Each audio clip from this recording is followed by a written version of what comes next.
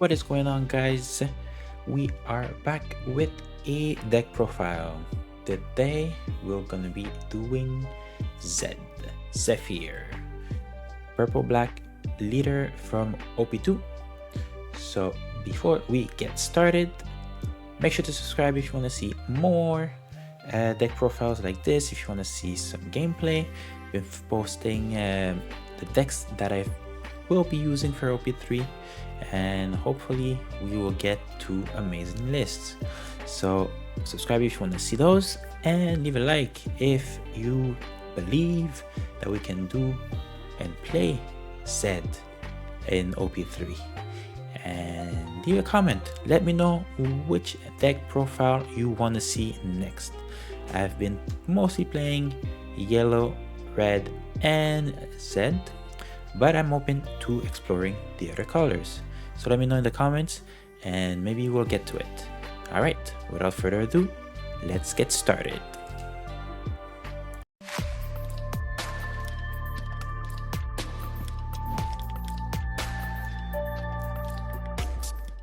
Alright, so here we have Zephyr, and we already went over what he does, but yeah, -4 when attacking, KO a character -3, and gains 1000. Pretty awesome ability, black, purple. Alright, so the first card we have is X Drake. This is the first of our 2k counter, 5 cost, 5000 attack. On play, -1 dom. Your opponent trusts 1 card from their hand. Now, this is probably not the best 2k counter to play in this deck, but I personally like to have X Drake in my deck. Not only is a big body, but it has a pretty interesting effect that synergizes pretty well with a new card that we got in OP3. So that's why I like it, and I have 4 in this deck. The next one is Paulie. So we have Paulie, the new character from OP3, 5 cost, 6000 attack. On play, rest 2 dons and add 1 don from your don deck and set it as active on the field. And then if you have 8 or more dons in play, you get to KO 1 of your opponent's character that costs 4 or less. Now this is a pretty good ability. Now it doesn't synergize, there's no synergy with Navy, right? So you can't search it, but the ability synergizes well with all the minus cost that we have in the deck. And also it helps us to ramp when we go first. So when you get to your 7 dawn turn, you can play Paulie to try to go up to your 8 dawn that turn, and so that the following turn you can play the 10 cost Kuzan. So this is a card that I've been trying in the deck. So far I've liked, but we'll see if it stays in the final list. Next one is one of the best blocker of the game, Queen. Queen is a 5 cost for 6000 attack, counter for 1000, and on play -1. You get to draw 2 cards and trash 1 card. So Queen at 4, super powerful, and especially late game when you're trying to find the cards that you need to finish your opponent. And the -1 doesn't hurt you that much in the late game because you will recover the Dawn that you put back on the deck. Now, the early game though, I try to not use the Queen because you want to stay in your curve so that you can drop the 10 cost Kuzan. I still believe that the 10 cost Kuzan is pretty powerful this set. The next one is Kuzan. No brainer. We put 4 of these, 4 cost, 5000 attack. On play, you draw 1 card. So not only do you play a powerful card, but you draw a card and hopes that you will get a 2k counter or something to defend yourself. And then when attacking, you give -4 to one of your opponent's characters. So this is very powerful.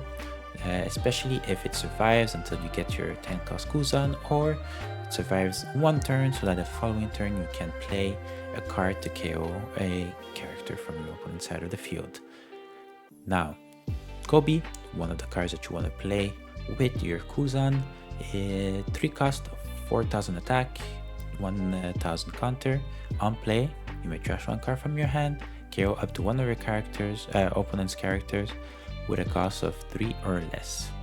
Now, this reduced it to 3 copies in the deck because we don't need the consistency that we were looking for in OP2.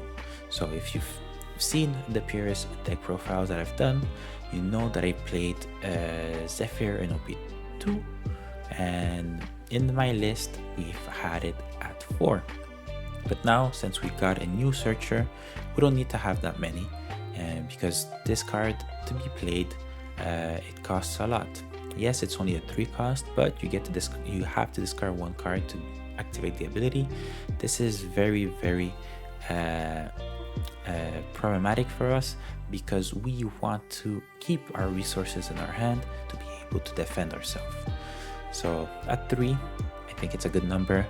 And yeah, so the following card, Sakazuki, one of your big bodies that are hard to get rid of, 6 cost for 7000 attack. On play effect, discard one card from your hand and you KO one of your opponent's character of 5 cost or less. So similarly to Koby, I reduced it to 3 because again, same reasoning behind the Koby. It is searchable and you want to avoid, especially Sakazuki, to have multiple copies in your hand because there's no counter on that card. So you want to keep it consistent, but not too consistent. So at 3, with a searcher, I think it's a good spot.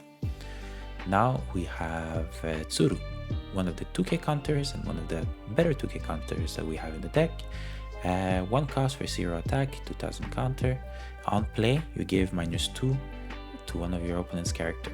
So, not a lot of explanations to that card. We put 4 because it's so good and it synergizes perfectly with all the KO effects that we have in the deck. You want to reduce the cost of your opponent to be able to destroy them. It's a navy card, so it's searchable, but we put it at 4 because it's a 2k counter. So we want to draw Zuru as much as possible, so we will be able to defend or combo with the other cards. Now we have probably one of the best blockers of the game, Porcelino. 4 cost is 5000 attack and 1000 counter. During your opponent's turn, it gains 1000 attack, right? That already is a very, very good ability, but it has an extra one. It cannot be KO'd by effects during your opponent's turn, so it will stick on the board no matter what. Only if your opponent triggers a removal, then you're in trouble. So you gotta be careful and play around those triggers. The next one is Garp. Garp, it's another one of our 2k counters, 2 cost, 3000 attack. When attacking with 2 downs, you get to KO one of your opponent's character with a cost of 0. Now, for this format, for OP3, there might be better 2k counters than Garp, but I decided to go with it because it's a useful ability if it sticks on the board. Even though it's very hard in OP3, even harder than in OP2, to keep the Garp in the field, I think maybe eventually, if we're lucky, it can stick. If not, it's just a 2k counter. Now, the big boy, the big boss of the deck, Kuzan. Kuzan, 10 cost, 10,000 attack. On your turn, all your opponent's characters are -5 cost, and on play, you get to KO a character with 0 cost. So that's almost a guaranteed KO when you play him, which is the reason why I feel it is still the better card of the deck and for late game. Because in OP3, we're introduced to a new character that could potentially replace the Kuzan, but personally, I don't feel like it can, at least yet. Because the other character doesn't have enough support and it's a high cost card. that doesn't KO a character, but Kuzan, you drop him and the majority of the time you will KO something, and you have the permanent effect of -5 afterwards, but permanent during your turn. Alright, so here we have Issho. So Issho is the new navy that we got in OP3, and honestly at first I thought it was a very good card, but the more I play with it, the more I realize that you don't really get to maximize the use of this card and its ability, right? So yeah, so let's read the first ability. For 1 done during your turn, all your opponent's characters get -3 to their cost. Now theoretically that is pretty good, right? It's a smaller Kuzan that lets you use another card to play when you drop him on your 10 down turn. But realistically, you're not gonna play anything else when you drop him, right? Because to use his ability, you have to attach a dawn. So that means you have to use 9 dawns to play this card. So you drop him and you put it down, so everything is -3, and then what? So that's why, like in the regular black characters, I don't think that Isho is the best card to put. However, in this deck profile, we do have Zephyr. So Zephyr, if we remember, when attacking -4, you get to KO a character of 3 cost or less. So this is a good synergy for Issho, which is why I put him in the deck. So far I only have it at 2, because again, like it is pretty good, but it's not as good as Kuzan in my opinion. And at least with Zephyr, you can make use of his ability. So if you drop him on your 9 down turn or your 10 down turn, then you actually get to use Zephyr's ability. So that's pretty useful and a pretty good synergy between the two. And then the other ability is on play. If your opponent has 6 or more cards in their hand, trash 2 cards from your opponent's hand. So again, this is a very good and annoying ability for your opponent. But when you're about to drop him, unless you're playing against Whitebeard or maybe against a green player, most of the times they're not gonna have more than 6 cards in their hand, because by that time they would have used counters, unless they decide to just draw their life until they have full hand, and then you can take full advantage of Issho and then just drop him and make them discard 2 cards. So since it's very situational, the moments that you can't play Issho, I just put him at 2, because I think so far it's been enough, and it's also searchable with the new searcher that we got, and we'll get to him later on. Then the next card is Fokuro, a new blocker, 3 cost for 3000 and 1k counter, and this character cannot be KO'd by effects.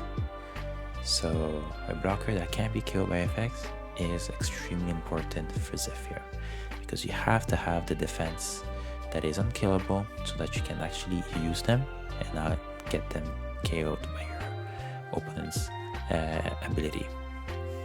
So very good card. Unfortunately, it's not a navy card, so it cannot be searched, but since we have 4, it's going to come up a lot of the times during your games. So a bit of a downside that it's not a navy, but it's still very good. The next one is Brannew. We finally get a searcher for black,